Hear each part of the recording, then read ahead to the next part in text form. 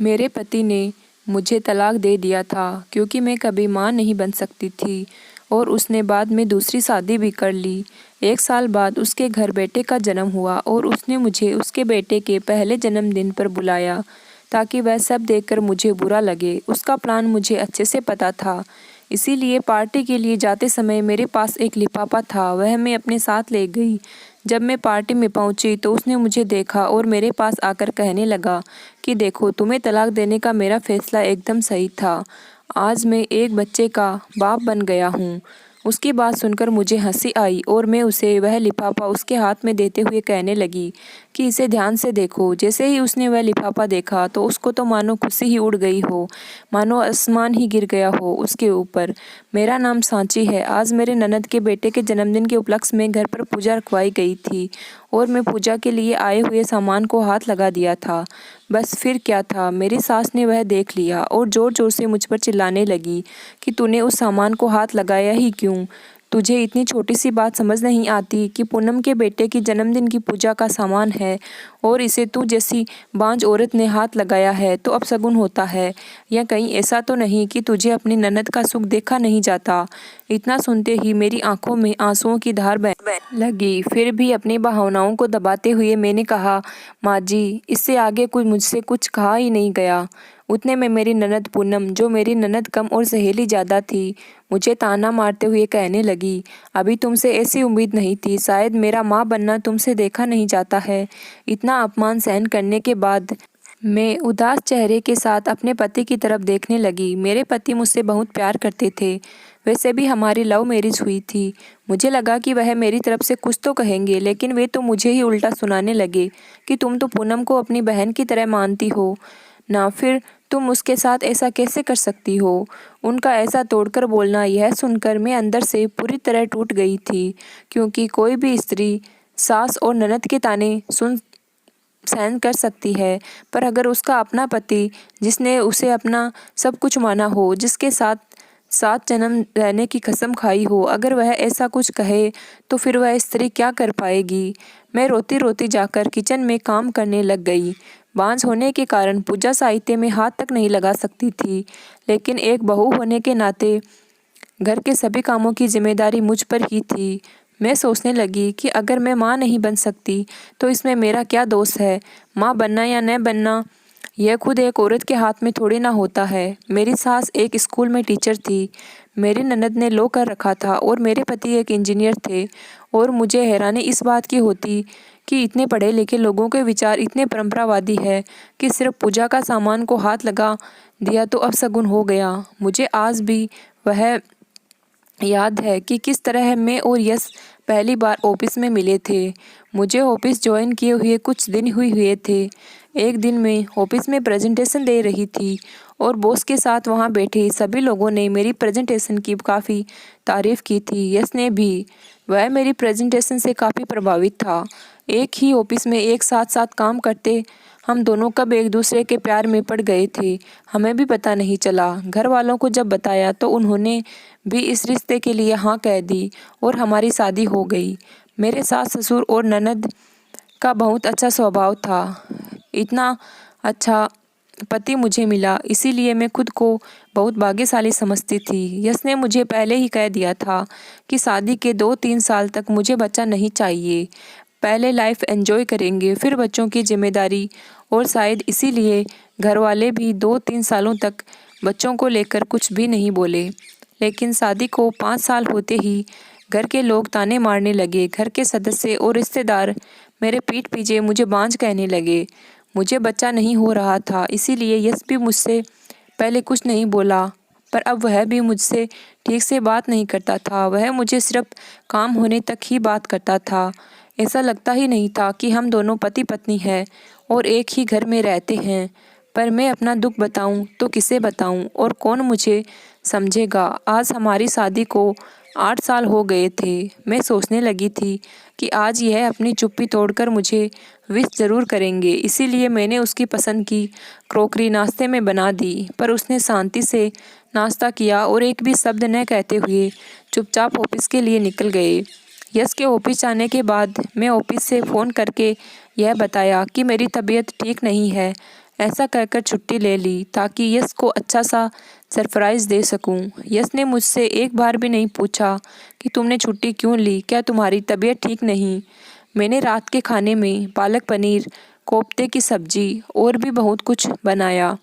Bedroom सुंदर फूलों से और मोमबत्तियों से सजाया और उसकी पसंद की लाल रंग की बॉर्डर की साड़ी पहनी। मुझे आज पूरा यकीन था कि यश आज उसकी चुप्पी तोड़कर मुझसे बात करेगा और मैं उसे बच्चा गोद लेने के लिए राजी कर लूँगी। लेकिन जब वह घर आया उसने एक बार भी मेरी तरफ नहीं देखा। मुझे लगा कि शायद बेडरूम में जाकर विश करेगा, पर सब कुछ उल्टा ही हो गया। विश करना तो दूर, उसने मेरी तरफ देखा तक नहीं। थोड़ी देर बाद मुझे ही रहा नहीं गया और मैं भी उसको बोली कि यस, आज अपनी शादी की सालगिरह है, वह भी तुम भूल गए। यह सुनते ही वह कहने लगा, अरे नहीं नहीं, यह दिन तो भूलना चाहूँ भी तो नहीं भूल सकता, क्योंकि इसी दिन एक बांझ औरत मेरे गले पड़ गई थी। उसके ऐसे सब सुनकर मानो मेरी आंखों के सामने अंधेरा छा गया हो। मैंने अपने आंसुओं को रोकते हुए कहने लगी, क्या हम बच्चा गोद नहीं ले सकते? तुमसे मैंने कितनी बार कहा है और इस पर अपनी कितनी बार बहस हो भी चुकी है। मैं दूसरे का बच्चा, दूसरे का खून गोद नहीं ले सकता। मुझे मेरा खुद का बच्चा चाहिए, जो तुम मुझे इस जन्म में नहीं दे सकती। और हाँ, आज अपनी शादी की सालगिरह है, तो मैं तुम्हारे लिए अलग ही गिफ्ट लेकर आया हूँ। मैं सोचने लगी कि जो इंसान बार बार ना की रट लगा रखी हो, वह मेरे लिए क्या गिफ्ट लेकर आया होगा। यश ने मुझे एक लिफाफा दिया। मैं भी बहुत उत्सुकता से उसे खोलने लगी। अंदर जब देखा तो उसमें तलाक के पेपर्स थे। उन कागजात को देखकर मुझे विश्वास ही नहीं हो रहा था कि जो इंसान मेरी इतनी तारीफ़ करता था, इतना प्यार करता था, हर तरह के समय में मेरा साथ दिया, आज वह एक बच्चे के लिए मुझे तलाक दे देगा। ऐसा लग रहा था मानो आसमान ही टूट पड़ा हो मुझ पर।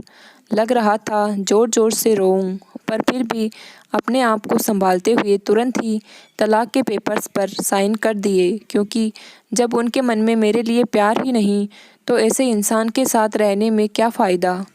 दूसरे दिन मैंने वह घर छोड़ दिया और यश यही चाहता था। कुछ दिनों बाद मैं बहुत कोशिश करके अपना ट्रांसफ़र दूसरी ब्रांच में करवा लिया, क्योंकि उसके साथ काम करना मतलब पुरानी यादों को ताज़ा करने जैसा था। 1 महीने बाद ही उसकी दूसरी शादी हो गई और 1 साल बाद पता चला कि उसे बेटा हुआ है। बेटे होने की खुशी में उसने पार्टी रखी थी और उस पार्टी में मुझे भी बुलाया था ताकि वह मेरा अपमान कर सके। मैं भी उस पार्टी में गई। मुझे देखते ही वह मेरे पास आया और कहने लगा कि देखा, तुम्हें तलाक देने का फैसला मेरा कितना सही था। मैं बाप बन गया हूँ। मैं भी बहुत ही नम्रता से उसे पिता बनने की बधाई दी। बाद में मैंने अपने साथ एक जो लिफाफा लाया था उसे देते हुए कहा कि मेरी तरफ से यह एक सरप्राइज़ गिफ्ट का नाम सुनकर वह थोड़ा हैरान हो गया, क्योंकि शादी की सालगिरह के दिन उसने भी मुझे एक सरप्राइज़ गिफ्ट दिया, तलाक के पेपर्स। अब यह मुझे कौन सा गिफ्ट दे रही है, यह सोचते हुए उसने वह लिफाफा खोला और सामने जो देखा उसे देखकर उसके पैरों तले ज़मीन खिसक गई।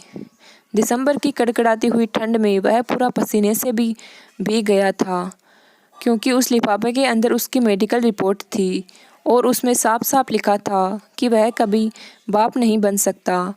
वह अपनी पत्नी की तरफ देखने लगा और उसकी झुकी हुई नज़र ने सब कुछ एकदम शीशे की तरह साफ कर दिया था। मैंने उससे कहा कि अब तुम्हें तय करना है कि तुम्हें दूसरे का बच्चा, दूसरे का खून गोद लेना है या नहीं। ऐसा कहकर मैं वहाँ से चली गई। दूसरे दिन वह और उसकी माँ मेरे घर आई। दोनों को कुछ समझ नहीं आ रहा था कि क्या कहा जाए।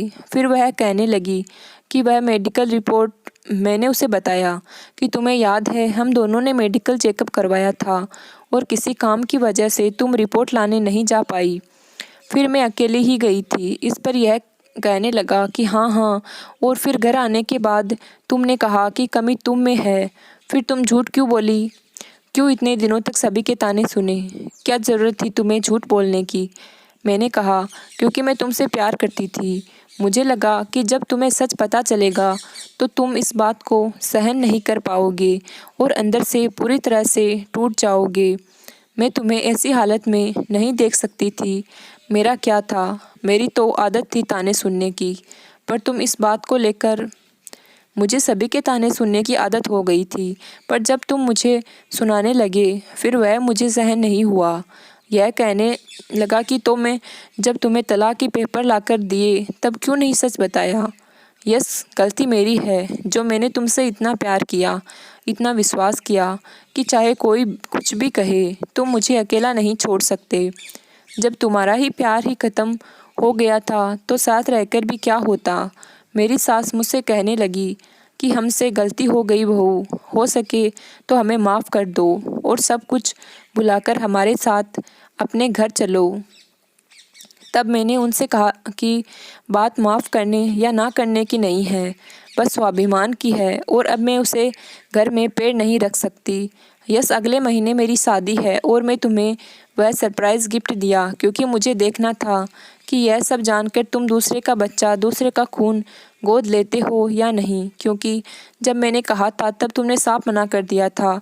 और इस एक बात पता चलती है कि पुरुष सही खुद के कर्तव्य बड़े होने का दिखावा करते हैं और भोली भाली औरत को हमेशा नीचा दिखाने की कोशिश करते हैं, पर कमी एक पुरुष में भी हो सकती थी, यह भूल जाते हैं और आगे जाकर ऐसे ही व्यक्ति फंस जाते हैं और जब सच्चाई का पता चलता है तब तक बहुत देर हो चुकी होती है।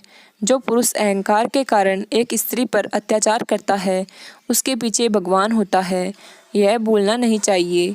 साथियों, जीवन जीते हुए कभी किसी के साथ अन्याय नहीं करना चाहिए और अगर खुद पर अन्याय होता है तो उसे सहन भी मत करिए। इसी प्रकार की और कहानियाँ देखने के लिए मेरे चैनल को लाइक, शेयर एंड सब्सक्राइब ज़रूर करें। धन्यवाद।